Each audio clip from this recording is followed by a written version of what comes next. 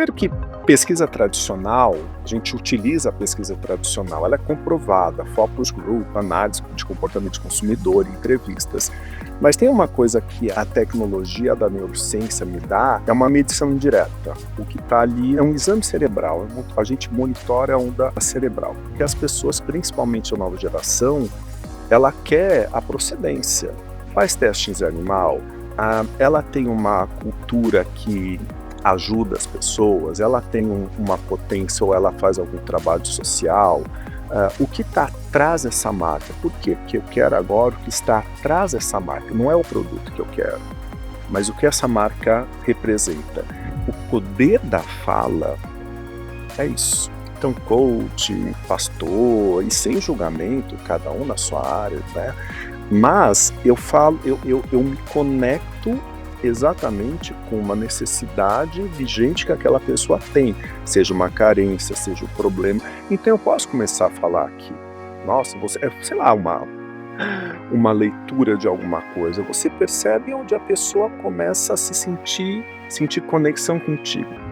Modelo de ensino, vamos falar Brasil e boa parte.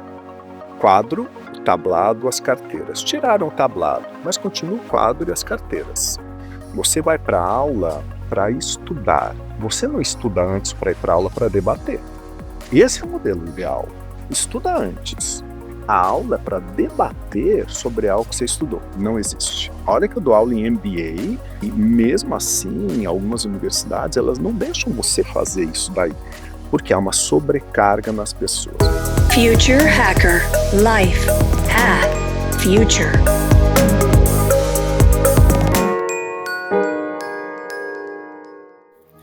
Olá pessoal, bem-vindos de volta aqui ao Future Hacker. Hoje temos aqui uma grande honra de receber o André Cruz. O André, ele é membro associado do Future is Now, ele é fundador da Neura também, curadoria de estudos comportamentais e porquês, né? Ele é expert em neurociência e comportamento, além de pioneiro em aplicar a tecnologia da neurociência na estratégia e na pesquisa comportamental. Super bem-vindo aqui, André, meu xará, ao Future Hacker. Muito obrigado pelo convite, André, obrigado pela oportunidade de poder falar um pouquinho sobre esse assunto tão bacana que você escolheu para a gente debater. Não, vamos lá, cara, é legal porque assim, a gente já vai fazer quase 5 anos aí, meu, e a gente, enquanto agora o SXSW estão falando lá a parte humana do futuro, a gente está falando desde o início aqui. Então, para a gente faz muito parte do Future Hacker tá falando dessa parte de evolução, né, de comportamento de humano, do ponto de vista na evolução aí da tecnologia e de futuro. Vamos lá, André, eu queria que você me falasse um pouco da tua trajetória. Eu sei que você tem uma passagem aí na parte de design, né? E eu queria, como é que foi esse encontro, né? Qual foi esse gatilho que foi o encontro do designer com a parte da neurociência? Vamos lá. Entrei na parte do design, na época que o design estava muito autoral ainda, então tinha uma questão de uma aura em cima dos designers. Mas uma coisa que sempre me intrigou foi justamente essa aura, porque essa aura te coloca numa gaiola.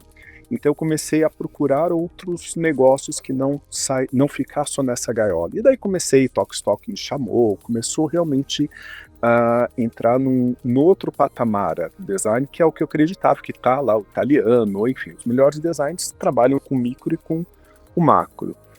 E eu comecei muito para a indústria. Na indústria, obviamente, entre estratégia e brand. Mas uma coisa que sempre me incomodou, porque sempre tem pesquisa, né, em qualquer projeto. Dessa pesquisa, estava me incomodando o que não é dito. O que está ali oculto? O que tem atrás de uma pergunta que você faz, mas que a pessoa não é que ela não quer responder, mas às vezes ela não tem consciência dessa memória para poder te responder, que é a dúvida: por que eu compro uma coisa e não compro outra? Porque eu vou falar que eu vou no supermercado, enfim, em qualquer lugar, eu escolho uma coisa e não escolho outra. Porque a gente fica nesse scroll infinito de filme, escolhe sempre aquele que a gente já tá acostumado a assistir. Isso começou a me intrigar, e aí começou a entrar a neurociência um pouco na minha vida. Mas ela entra de fato depois que eu tive um problema sério por causa do esporte, tive uma cirurgia que sofri um erro médico, E depois que eu sofri esse erro médico, eu falei: "Não, espera lá, a neurociência, a memória, a neuroplasticidade, que são os temas que realmente eu me aprofundo mais, eles começaram a me ajudar a entender o meu próprio cérebro, de como eu lido com algum acidente grave". E minha teoria sempre foi: você tem 2 homo sapiens, os 2 cortam o dedinho do pé. Um deles vai ficar mancando e o outro deles vai entender que não, ele tem que o corpo dele tem que se adaptar, ele vai correr. E eu falo brincando: quem vai ser comido primeiro? E essa é a capacidade humana, que é a capacidade de você se adaptar à adversidade, seja em que momento for. E aí entra definitivamente neurociência na minha vida, entra no trabalho, obviamente, para estratégia, para pesquisa comportamental, e, enfim, e eu falo não só a neurociência, mas a tecnologia da neurociência, né? É importante que a gente trabalhe com a tecnologia, AT, EEG, alguns outros equipamentos. Por quê? Porque daí eu tenho realmente um dado consolidado dentro da pesquisa. Perfeito. Então, quer dizer, esse gatilho então foi o esporte que fez exatamente essa conexão entre, né, o que você dizia com. Perfeito. E vamos lá, entrando especificamente aqui, né, na própria neurociência, como é que ela ajuda as marcas, né, a melhorar suas conexões, assim, emocionais, né, assim, com ela, assim, né? Como é que, por exemplo, você pega uma Ferrari, né, quer dizer, que a pessoa tem uma idolatria pela Ferrari, quer dizer, como é em que parte da neurociência estuda esse sei lá, ele se enxerga, ele é aspiracional? Eu queria entender um pouco dessa parte das marcas de conexão. Vamos lá. Primeiro que pesquisa tradicional, a gente utiliza a pesquisa tradicional, ela é comprovada, focus group, análise de comportamento de consumidor, entrevistas. Mas tem uma coisa que a tecnologia da neurociência me dá, é uma medição indireta. O que está ali é um exame cerebral, a gente monitora a onda cerebral. O consumidor, ele na verdade ele não consegue explicar porque ele compra certos produtos ou porque ele tem uma predileção por certos produtos. Pode ser por N motivos, pode ser porque o ser humano ele gosta de estar em grupo, ou porque o ser humano ele quer aparentar algo que está ali oculto, ou seja, ele quer mostrar algo que não pertence a ele, mas ele trabalha pelo outro. Então, quando as pessoas, né, eu gosto de falar pessoas, não consumidores, elas têm uma preferência por algo, a gente vai tentar entender o que é esse algo que está atrás. Então você tem diversas marcas. Uma Ferrari é um objeto de desejo. Esse objeto de desejo pode ser: eu quero ser percebido como um diferencial que faz parte de um pequeno grupo na qual eu não tenho acesso, mas que isso vai me representar. Olha que interessante, você tem a Ferrari carro.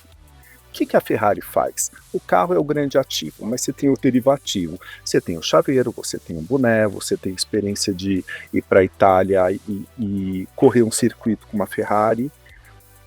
Quem não tem dinheiro para uma Ferrari, às vezes compra um boné, mas ele faz parte daquele grupo distinto que cultua uma grande marca, ele faz parte de algo, ou seja, senso de pertencimento. O ser humano precisa do senso de pertencimento.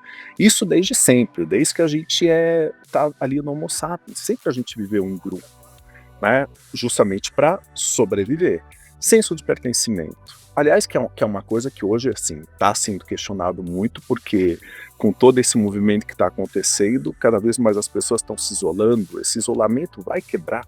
Mas senso de pertencimento pode ser: o meu grupo hoje está consumindo, está mais natural, está um dia sem carne. O que você começa? Você começa a ter uma predileção por algumas marcas mais naturais.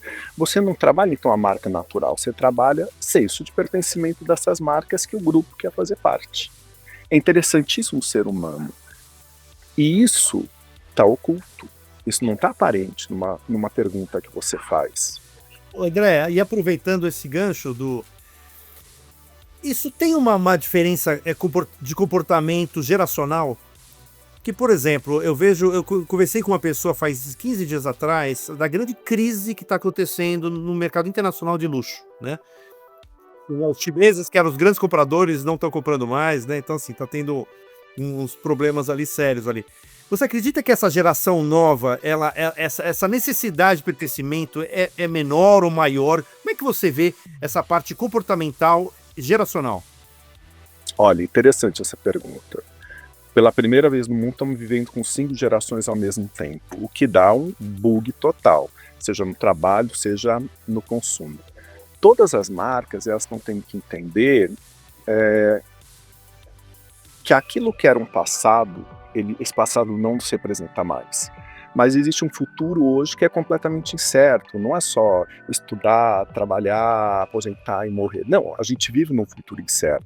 Como as marcas estão lidando com isso? Como as marcas conseguem, por exemplo, no luxo, atingir um status, ser percebido e ser comprado, porque custa caro. Então algumas marcas, por exemplo, estão montando cafeteria. Do jeito que tem outra marca, que é a Bottega Veneta, que saiu completamente das redes sociais. Ela não tem nada. Por quê? Porque ela fala, eu sou total exclusivo, que eu não quero fazer parte de nada. Eu sou seu objeto de desejo. A marca, ela é um objeto de desejo, mas ao mesmo tempo a gente vive essa profusão de marcas baratas, né? Não vou falar nomes aqui, mas a gente conhece, mas ao mesmo tempo você tem essa nova geração que preza por quê? Por você não ter tanta roupa, por você utilizar, mas ao mesmo tempo trabalha no fast fashion, né? 3 coleções no ano, 4 coleções no ano. Como que isso está sendo produzido?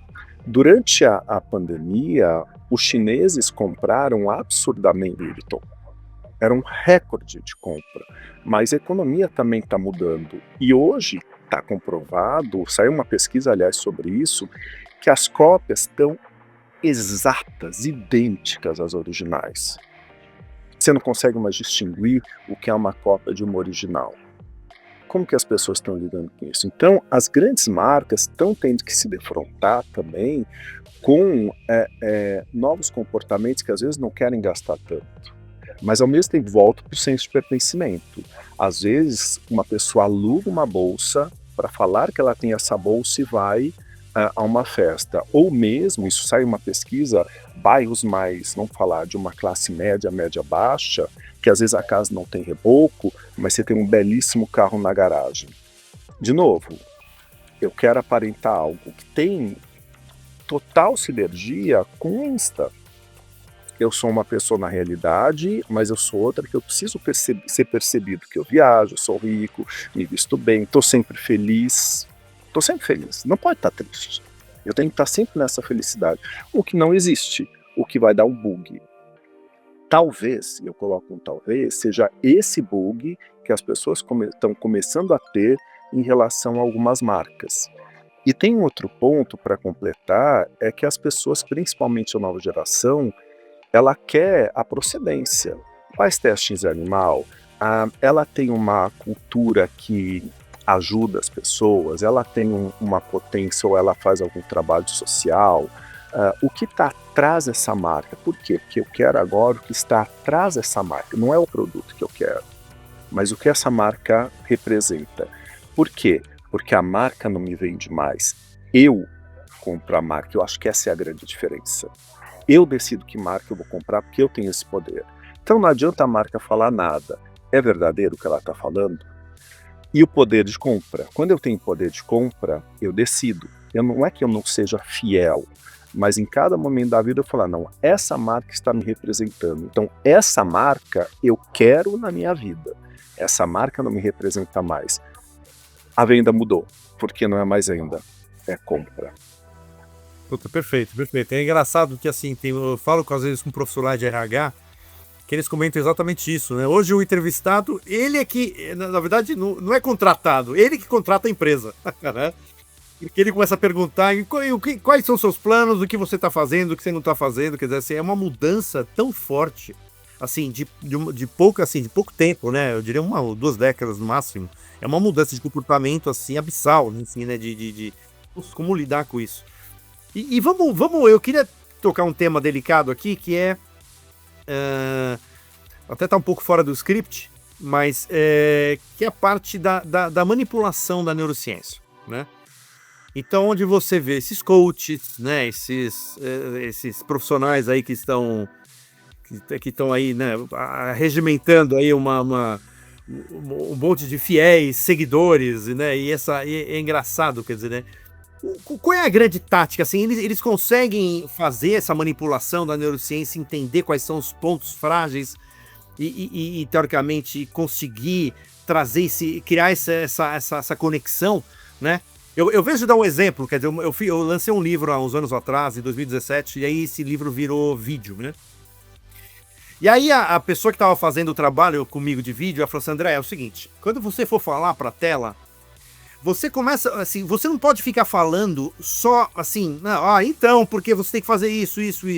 Você tem que resgatar alguma coisa do teu passado no meio do vídeo para você puxar de novo a atenção da pessoa. Então, por exemplo, eu tô falando assim, André, então você é um super especialista em neurociência. Lembra quando você na infância teve algum contato? Então você vai puxar outra parte do teu cérebro para que teoricamente ele consiga criar esse engajamento. Aonde eu quero chegar com isso, quer dizer, ou seja, é manipulável, assim, hoje, assim, pastores, coaches, profissionais, eles sabem usar essas técnicas para fazer essa manipulação? Beleza, que bom que tá fora do script, porque adorei isso daí. Para mim, essa é a grande brincadeira. Tá, vamos lá, eu vou ter que talvez colocar 3 pontos. Primeiro, neurociência é cérebro, dados. Então, quando não se usa a tecnologia, você está usando a teoria, tá? Certo ou errado, não há julgamento aqui. A gente prefere a tecnologia para rastrear um dado. Quando a gente usa a tecnologia, e vão ser 3 pontos mesmo. Quando a gente usa a tecnologia, o que você está entendendo que está oculto na memória da pessoa. Quando você vai falar com a marca, o que a marca vai fazer? Ela vai se conectar melhor com esse atributo, seja para um lançamento de um produto futuro, é o que nós falamos de comportamento vigente e emergente. O que está vindo, né? O que você está entendendo que está vindo, que a marca pode se posicionar, contando que ela seja verdadeira e contando que isso esteja na alma, o famoso posicionamento, tá? Eu não vejo, aqui não é manipulação, aqui você está entendendo um comportamento de mercado, tá? Por quê? Porque a neurociência para nós não é para validar algo, é para entender o que está oculto, e aí a gente trabalha com memória. E obviamente a gente vai entrar na neuroplasticidade, que é a capacidade que nós temos, nosso cérebro tem de criar novas conexões, tá? Então, o que é? Hoje fala-se muito, que eu antes falava que isso não era possível ter novos neurônios. Hoje essa teoria foi água abaixo, e sim, há uma possibilidade sim. Mas neuroplasticidade é a conexão de criar novas conexões, que vira memória, vira hábito, ok? Que é isso que a gente está vivendo hoje. Então a gente está, depois principalmente de uma pandemia, a gente foi obrigado a mudar. Né? É trabalhado, não é trabalhado, mas como que é? Estamos voltando. Esse voltar, mesmo assim, é diferente. Se eu não oferto algo a mais para as pessoas, não é só voltar, sai da minha mesa e eu vou para uma mesa no aquário.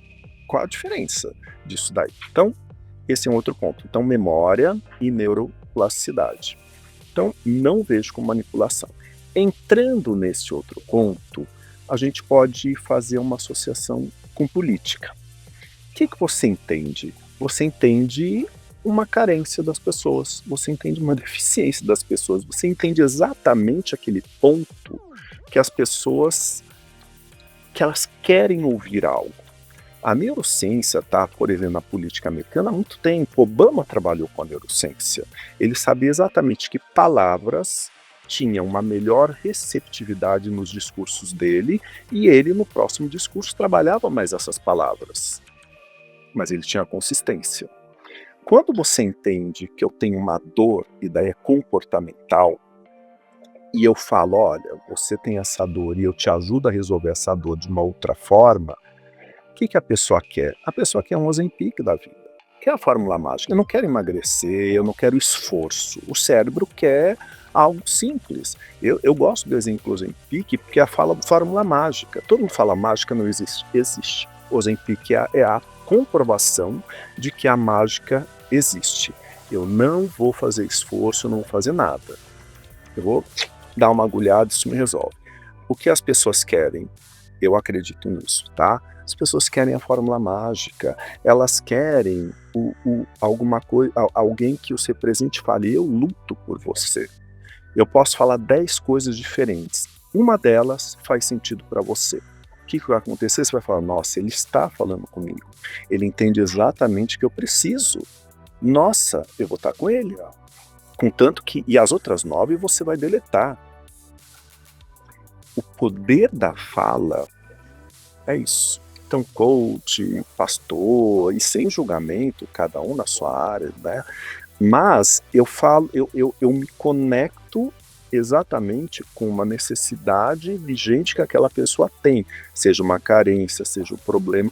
Então eu posso começar a falar aqui, nossa, você, sei lá, uma leitura de alguma coisa, você percebe onde a pessoa começa a se sentir conexão contigo. Coach, de novo, sem julgamento, né? Mas eu acho que é muito isso, é a força, né? Você faz, e daí entra o senso de pertencimento, você faz parte de algo, nós somos mais fortes juntos, você tem que ser feliz o tempo inteiro. Não é que não existe felicidade o tempo inteiro. Seguinte, outra coisa que eu não vou conseguir comprar Ferrari, mas me colocam isso na mente que eu preciso ter essa Ferrari, que eu sou capaz de ter essa Ferrari. Hoje, porque amanhã vai dar um bug. Porque eu vou entender na prática que não existe, que eu não vou conseguir comprar essa Ferrari, que eu não faço parte disso. Tá bom, vou me contentar com o boné. Existe uma... Daí, vamos lá, na dicotomia. Quem tá certo, quem tá errado? Quem nasceu primeiro, ovo ou galinha? É uma pessoa que fala com o que eu quero ouvir, ou eu que ouço aquilo que eu quero ouvir? Porque também tem esse lado. Eu vou aonde tem um discurso que faz sentido para mim. Eu estou convencendo a pessoa, ou a pessoa está me ouvindo porque ela faz parte daquilo que eu estou falando? E aí que está o jogo. Esses coaches, esses pastores entendem exatamente esse ponto das pessoas. Mas as pessoas também vão porque elas querem, porque existe uma falha. E você falou coach, pastor, eu coloco a religião tem uma relação muito grande com isso. A relação e brand e construção de marca são exatamente os mesmos passos. Lindstrom falou isso num livro, 10 passos para a construção de marca, 10 passos na religião. Pertencimento, fazer algo parte, eu faço parte de uma comunidade, exatamente a mesma construção. São os 10 passos. André, existe por exemplo, me interessa muito essa fronteira, né? É o que você falou, né? Ele sabe o que o cara quer ouvir e ele vai atrás do que ele quer ouvir, né? Qual é o limite que eu diria legal que eu digo de ético, assim, né? Até que ponto eu posso caracterizar isso como uma manipulação e isso fica uma coisa que não é, assim, pode ser contra a lei, se for o caso. Eu não sei, existe algum limite ali que tange essa fronteira e que fale o seguinte, não, a partir daqui já é uma manipulação, já é uma... Eu tô, sei lá, pegando uma pessoa exatamente com uma fragilidade e fazendo uma lavagem cerebral nessa pessoa. Qual é essa fronteira? Existe essa ética? Olha, perguntaça. Tô pensando aqui. Eu acho que no momento atual que estamos vivendo, eu acho que essa ética não existe, tá? Quando você fala para marca, para negócio, para estratégia, eu acho que talvez isso esteja mais claro, né? Por quê? Porque o outro lado precisa entregar uma verdade. Se a marca não entrega essa verdade, olha quantas marcas estão se afundando porque falam algo que não é verdade. Então, quando eu vejo na estratégia, na marca, no negócio, para mim essa ética está mais clara. Tem limite. Porque o outro lado sofre se ele não fala a verdade ou ele não se comunica com essa verdade. Quando a gente vai para política, quando a gente vai para coach, quando a gente vai para religião, eu não acredito que essa ética exista. E não é que falte ética, mas é que não há uma delimitação do limite, que, né? Até onde eu possa ir. Mas as pessoas sabem. Vamos pegar a política hoje, vamos pegar a política americana. Né? Um exemplo, de novo, não estou julgando, não estou falando nada, né? Eu gosto de analisar. Para mim, o que é certo, o que é errado, do meu ponto de vista. Não é nenhum lado nem outro. O número de pessoas que estão insatisfeitas com o que está acontecendo, porque em algum momento se conectaram com um ponto, outro ponto, e estão vendo que não é bem assim, né? Que a coisa está indo além de um ponto. Aonde há esse limite? Em prol da minha segurança, eu posso afetar o outro? Não é essa, talvez o ponto que você esteja falando me dê uma luz aqui, que é a liberdade de expressão. Vamos lá, liberdade de expressão. Até onde vale a minha liberdade de expressão? Será que ela não vale até o ponto onde eu afeto o outro?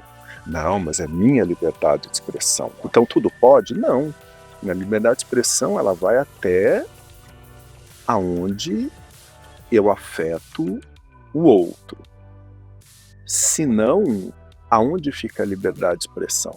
Porque a liberdade de expressão, ela funciona, e vou falar de novo na política, no meu ponto de vista.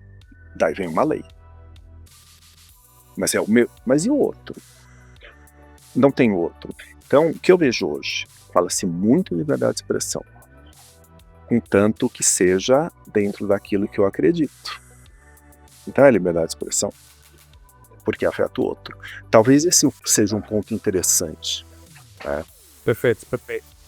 E para somar todo esse imbróglio, eu vou somar uma inteligência artificial. Exatamente. Eu queria até entender o impacto, né, da inteligência artificial na neurociência.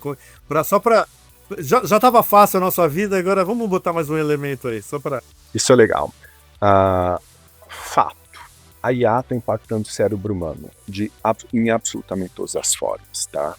E acredito que a neurociência ela pode ajudar a entender olha que interessante, não manipulação. A neurociência ela pode ajudar a entender essa mudança no sistema cognitivo, no nível comportamental. Por quê? Porque a gente está falando que toda essa mudança ela vai para uma cultura organizacional. Então você tem uma, eu falo que a IA é uma revolução agrícola, a revolução industrial, revolução tecnológica e revolução da IA. A revolução se caracteriza quando absolutamente todos os pontos de uma cultura do mundo são alterados. E a IA está fazendo isso, acabou, não tem um ponto, não tem uma pessoa, não tem uma profissão que não vai ser altamente impactada, é ponto, tá? Se você está falando uma tecnologia que mexe com o humano, você está falando em cultura organizacional, você está falando pessoas. Se a gente está mudando profundamente como a forma que o cérebro opera, mas a tecnologia ela é exponencial e a mudança do cérebro não é, como que eu estou fazendo isso daí? E daí você começa a entender, por exemplo, a IA está aprimorando a eficiência cognitiva, mas ela também está diminuindo a atenção, ou ela pode mudar um pensamento crítico, que é muito fácil eu fazer uma pergunta ou me aprofundar em algo e não analisar, né? Eu vejo que no futuro a gente vai ter avanço significativo nessa integração entre humano e IA, mas a gente ainda está no momento que a gente está tentando entender o que está acontecendo. Vai ter manipulação? Vai ter perda de identidade individual? Vai. Uma questão cada vez mais clara de que o social sempre bota tudo abaixo. Social e grana, financeiro, sempre bota absolutamente tudo abaixo. A conexão, a neurociência entra aqui na compreensão dessa mudança. Tem um livro super legal que é O Cérebro se Transforma, Norman Doidge, que ele aborda muito a questão da neuroplasticidade, o quanto a mudança cerebral consistente, hábito, memória, ela ajuda. Você tem alguns impactos, então vamos lá. Acelera a adaptação neural, aumenta a capacidade de aprendizado, é fato no aprimoramento dessa plasticidade cerebral.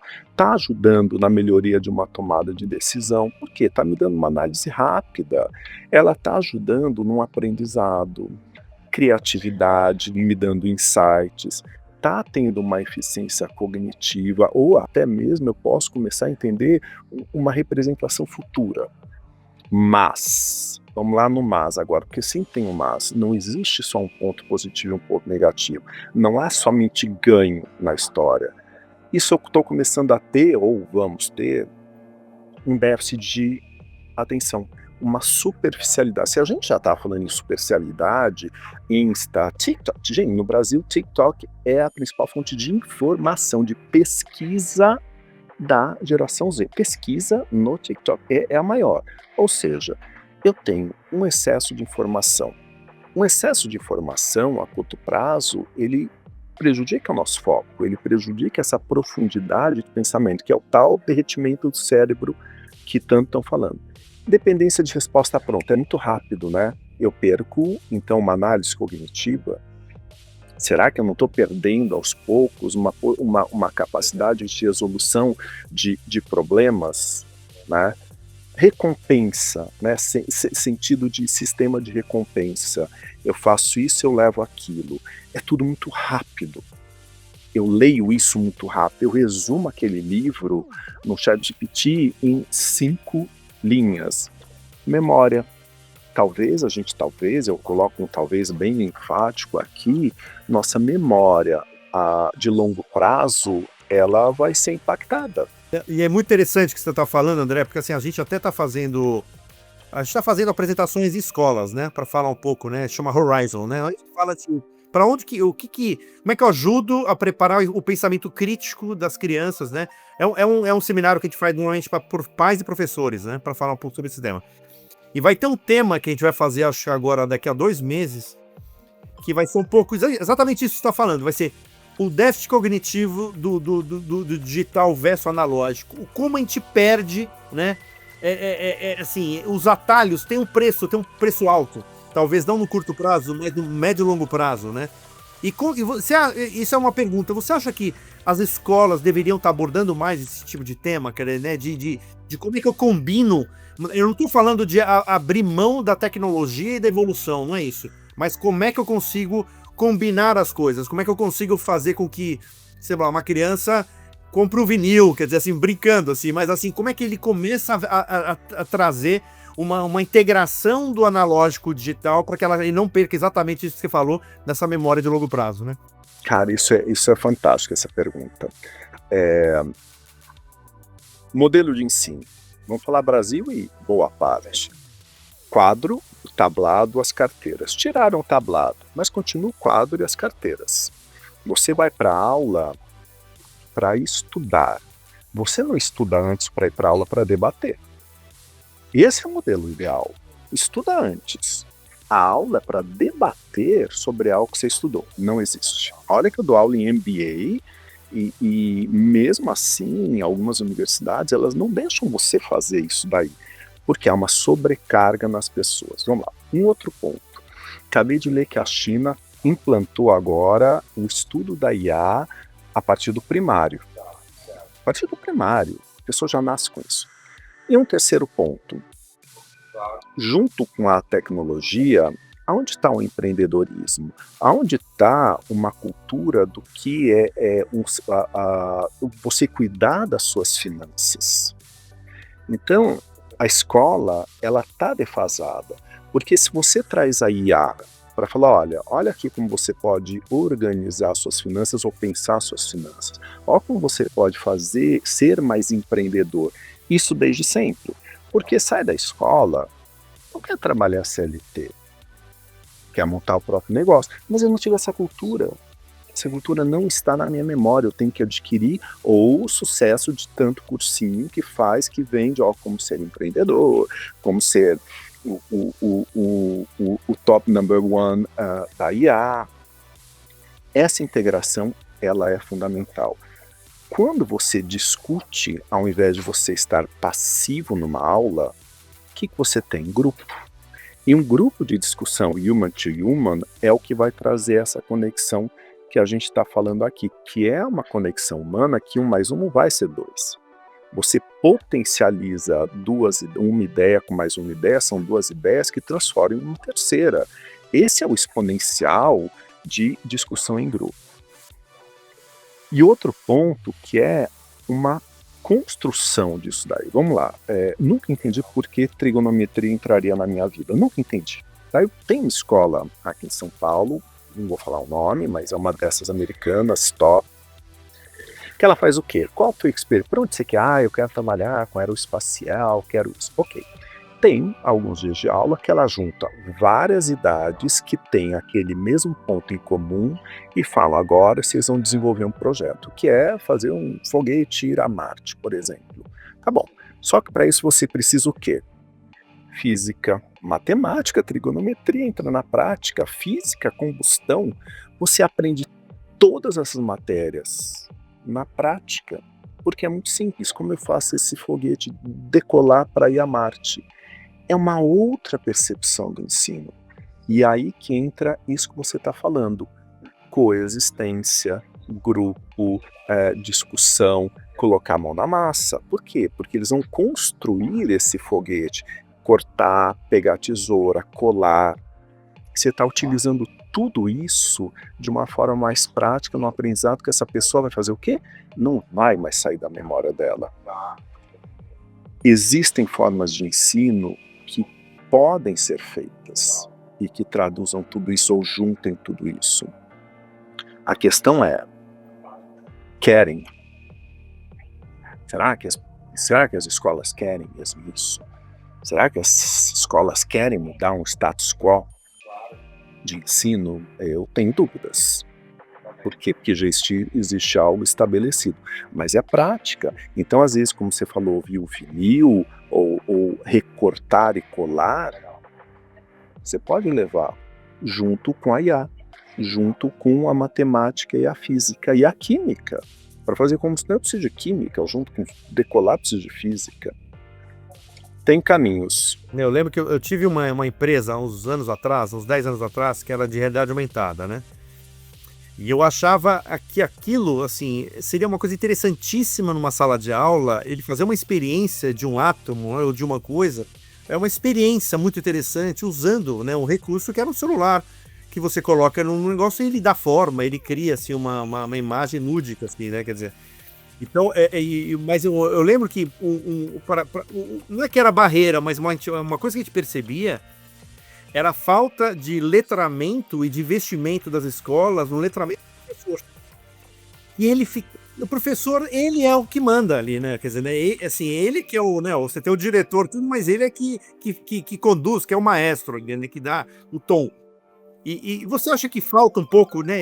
De novo, esses debates, assim, um pouco mais de forma de educação, um pouco mais contemporâneas, acho que aproveitando a evolução, né, do que a gente está, e não ficar com métodos antigos, onde você perde totalmente, né, a ligação com essa geração nova, né? Quer dizer, ele já fala, vou para lá, já sei que eu não vou fazer nada que me estimule, etc, né? O que você acha disso? Nossa, essa é uma pergunta crucial. Eu tenho uma mania assim, sempre trago alguma coisa, eu sempre top-down, bottom-up. Eu vou sempre aqui na base. O que está atrás disso daí? Por isso que porquês na pesquisa comportamental. Ok. Total, precisa mudar uma forma do ensino. Vamos agora para o bottom-up. Você dá uma nota baixa para um aluno, quem é o primeiro na escola a reclamar? Os pais. Como assim? Você reprova porque não fez nada, quem vai reclamar? Ai, comprovado, casos de pais e etc, que vão e batem em professor. A faculdade, e não é só ensino médio, tá? Tô falando do ensino superior. Você tem, eu acho que a gente está vivendo, e daí não posso falar fora do Brasil, tá? Tô falando do Brasil, a gente está vivendo um momento assim, como assim, meu filho, você, teu pau? Como assim, você tirou meu filho da aula? Como assim, meu filho não foi aprovado? Como assim? Eu tô pagando. Talvez seja uma coisa, Brasil, eu tô pagando. E isso é uma cultura que está muito arraigada aqui. Periferia. Gente, os professores têm que tomar um tiro. Mas só na periferia? Não. A escola paga tem muito disso. Eu estou pagando. Como eu consigo mudar o ensino se eu também não mudo essa mentalidade? Eu acho que a gente tem um grande desafio de uma construção para que o país realmente cresça e não fique defasado na educação. E educação não é só pai. É educação filho. Eu vou colocar meu filho na terapia porque ele tá mal. Às vezes a terapia é pro pai, não é pro filho. Os pais, né? Não é pro filho. E como se resolve? Tem os dois lados, né? André, vou umas últimas questões aqui. Eu queria só te perguntar sobre a Neuralink, né? Que é a extensão ali de memória, etc. Como é que você vê esses estudos, assim, né? Que acho que estão sendo feitos ainda em animais, etc. Mas como é que você vê isso aí, a perspectiva de futuro desse tipo de extensores, de coisas assim, que você pode colocar para ampliar a memória, etc. Como é que você vê esse...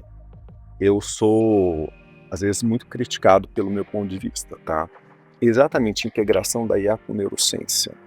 Interface cérebro-máquina, né? Que é essa capacidade de ampliar a capacidade cerebral.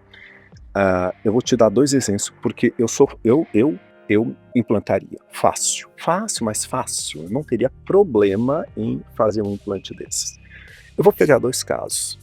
Uma pessoa que está debilitada, ela ou está paraplégica, ou ela não enxerga, e através de um implante, através de uma tecnologia, você faz essa pessoa voltar a andar, você faz essa pessoa voltar a enxergar, você dá um outro sentido de vida nela. Tudo bem, ela pode não querer também, não, eu estou bem aqui, não quero, ela tem livre-arbítrio. Mas quando você traz essa possibilidade, eu acho fantástico. É aí que eu recebo crítica. E onde eu rebato essa crítica? Mas você não tem o coração 3D? Que é tão comum? Porque sim, seu coração está problema, você pode fazer um coração 3D. Qual a diferença? Eu não vejo diferença. Tá? Então, eu usaria. Ética. Tá? Você pode usar isso para se tornar um super-humano. Daí quem tem grana, de novo a questão social vai falar mais alto, né? Ou por uma, sei lá, um preciosismo, né? Que a gente fala tanto em longevidade, ver mais, melhor, né? A gente lançou um estudo agora chamado Permanência e Impermanência, que a gente questiona conceitos de longevidade e velhice para trazer o conceito da impermanência, que é vivemos mais, vivemos melhor, mas como essa relação temporal na nossa vida, se a gente está vivendo mais. Então eu acho sim que a tecnologia, a IA, a neurociência, né, tem que ter a neurociência aí atrás no estudo, ela vai trazer benefícios muito claros. Eu vou te dar um outro exemplo. Banco, por exemplo. Né? A gente deu uma palestra e eu gosto muito desse exemplo. O que ele quer do profissional? Cognição. Cognição. Quer resolução de problema mais rápido. Daí ele entope ali a parte de baixo com coxinha, Coca-Cola, tudo mais, mas quer cognição. E daí esse cara não está performando, ele se sente péssimo por não estar performando e ele é culpado por quem está em cima porque não está performando. Biologia, neurobiologia, às vezes ele pode estar só com falta de cálcio, de ferro no sangue. E a falta de ferro, ela te dá uma leseira, ela pode te deixar menos produtivo. Às vezes é uma questão biológica. Quando você descobre isso, você regula. Será que esse implante que a gente está falando, ou implante hormonal, que te traz, né, ao longo da vida, uma qualidade melhor de vida, será que isso não vai em algum momento se igualar a isso que a gente já tem? Eu estou perdendo a visão, eu posso colocar um chip para não perder a visão. Esse é um ponto. Outra coisa eu vou colocar um chip porque eu quero ter uma mega visão acima de todo mundo, eu quero ser super-humano, que eu não vou morrer, e eu vou ter minha cognição acima de tudo. 2 pontos. Então, sim, eu sou favorável. Literal, eu sou favorável. E esses são os dilemas futuros, né? Os dilemas futuros que vai... Dilemas futuros. Lá na frente a gente vai ter que discutir os super-humanos aí, né? Dilema futuro. Perfeito. Não tem como. Esse dilema é engraçado, porque assim, eu entrevistei um italiano que a gente fala de transhumanismo, né? E que ele fala que hoje as Olimpíadas que são feitas, as Paralimpíadas, No futuro, elas podem ser as Olimpíadas Biônicas, que é diferente. Exatamente. Não é uma... Assim, imagina, a pessoa pode correr muito mais com uma prótese do que com as suas pernas. Quer dizer, quando der essa virada, são dilemas futuros. André, tem um outro desafio. Muito se fala, nossa, eu não consigo entender a geração Z ou os alfa, né, que estão falando. Gente, já nasceu a pessoa, a geração que nasce na IA. Se a gente não entende, olha, geração que vem da tecnologia, me fala daqui 10 anos a geração que nasceu na IA. Essa geração daqui, para mim isso é muito claro, daqui a alguns anos vai ser muito normal pessoas se relacionarem emocionalmente com IA. E não vai ser uma coisa fora do padrão. Já teve um filme sobre isso, por sinal. Mas não vai ser fora do padrão. Se a gente fala que não entende uma questão geracional, amigo, você não está enxergando o que vem daqui 10, 12 anos. Nasceu na IA, coisas que a gente sequer entende e está no DNA dessas crianças. Como você lida com isso? A gente vai ter que fazer outro bloco com esses dilemas. Putz, André, eu queria agradecer muito a tua presença aqui. Sei que passou super rápido aí, né, cara? É um papo muito bom. Eu queria que você deixasse aqui as considerações finais aqui pro Future Hacker. Tá, vamos lá. Bom, primeiro, obrigado aí pela oportunidade. Eu acho que esses assuntos estão bem em voga, assim, eu acho que não tem como não discutir. E eu acho que o grande ponto aqui é como eu uso a IA, como eu uso a tecnologia. Se eu não tiver muito claro para que ela me serve, ela vai tirar alguns pontos, mas vai acrescentar outros. Como eu utilizo isso para me potencializar como ser humano, me ajudar numa prática de trabalho, eu vou ser dominado por ela. Não acredito que a tecnologia vai dominar o ser humano, mas a minha visão é que o ser humano tem que usar essa tecnologia IA para melhorar a nossa potencialidade. Para finalizar, eu sempre falo isso, eu acredito na potência, né? Que é a potência do ser humano. Então, qualidade de vida, sono, esporte, alimentação. Por quê? Porque isso traz nossa potência. É só sendo potentes internamente que a gente vai obter o melhor de cada coisa. É aí que entra uma tecnologia, como ela vai me ajudar nessa potência cognitiva, física, mental. É difícil a relação, mas eu acho que a gente tem que entender que é uma tecnologia que a gente tem que fazer o melhor uso dela em prol nosso e da humanidade. Da humanidade eu acho que vai ser difícil para as pessoas atualmente, mas sim, nós usarmos enquanto tiver nas nossas mãos para nos potencializar. Mas sabe, ela é uma ferramenta que ela pode nos ajudar em muito, como eu uso, e não como eu vou ser usado por ela. Eu acho que esse é um ponto a se pensar, e bem importante. Perfeito, deixamos essa dúvida no ar aí. Pessoal, ótimo aqui com o André Cruz. Até a próxima. Obrigado, André. Future Hacker. Life. Path. Future.